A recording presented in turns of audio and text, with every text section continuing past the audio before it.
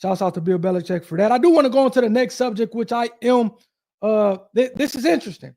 We're going to see a video space cleanup. It was a Japanese company that recently got a patent on essentially a way or method for cleaning up debris in space. And we're going to play the video here in a second. But I do want to talk about the importance of this because apparently it's a ton of shit that's just flying around in space, garbage. And as people kind of go up for missions or satellites orbit, they're like crashing into this stuff and it's kind of projectiles and it's damaging stuff. I think that's the importance of Elon Musk shooting up rockets and being able to kind of bring the rockets back, because apparently once you shoot up a rocket into space, once it runs out of fuel, it just kind of stays up there and it's kind of just orbits and it's got just some trash up there, which I could say why Elon Musk is not only shooting up rockets, but he's bringing the rockets back in and capturing them so that he's not adding to the waste in space, which I think is cool. But it seems like in this case, this Japanese company has got a patent for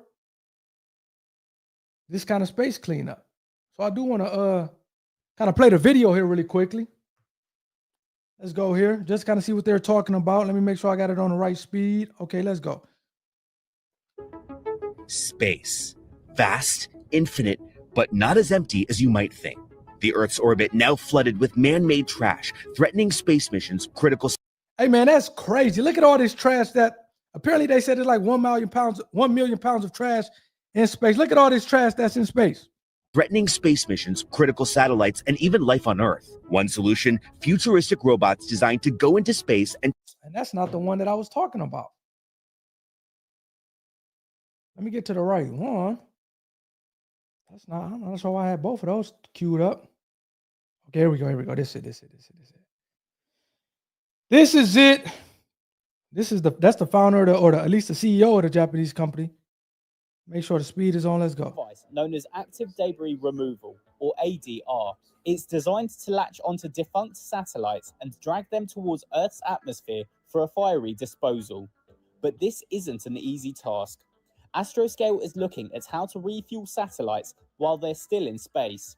Right now, when a satellite runs out of fuel, its mission is over.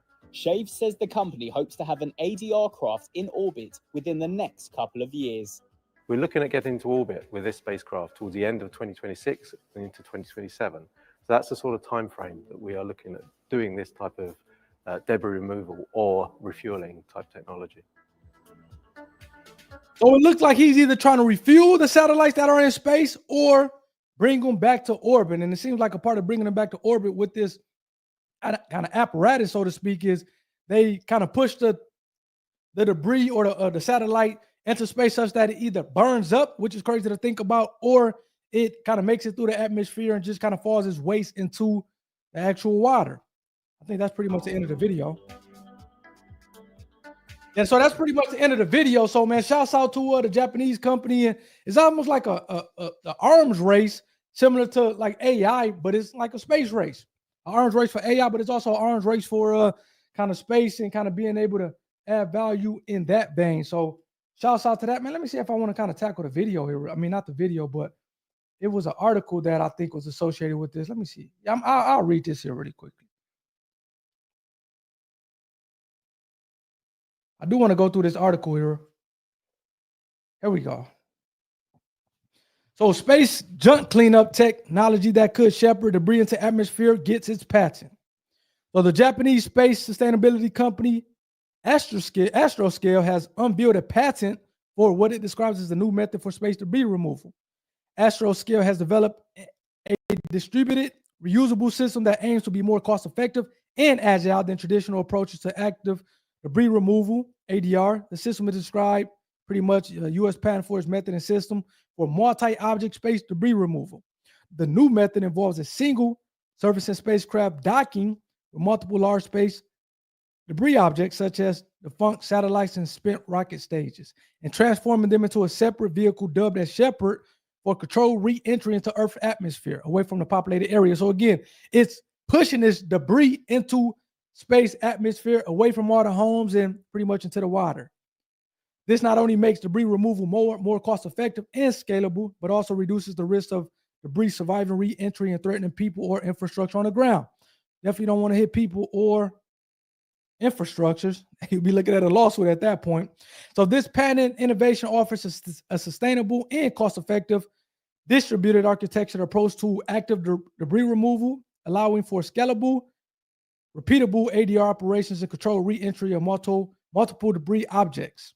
The system is also highly flexible, allowing different mission profiles depending on the object size and risk. The Shepard vehicle can stay docked through re-entry, detach, and return to orbit, or be skipped altogether if the mission allows. I'll read this last one.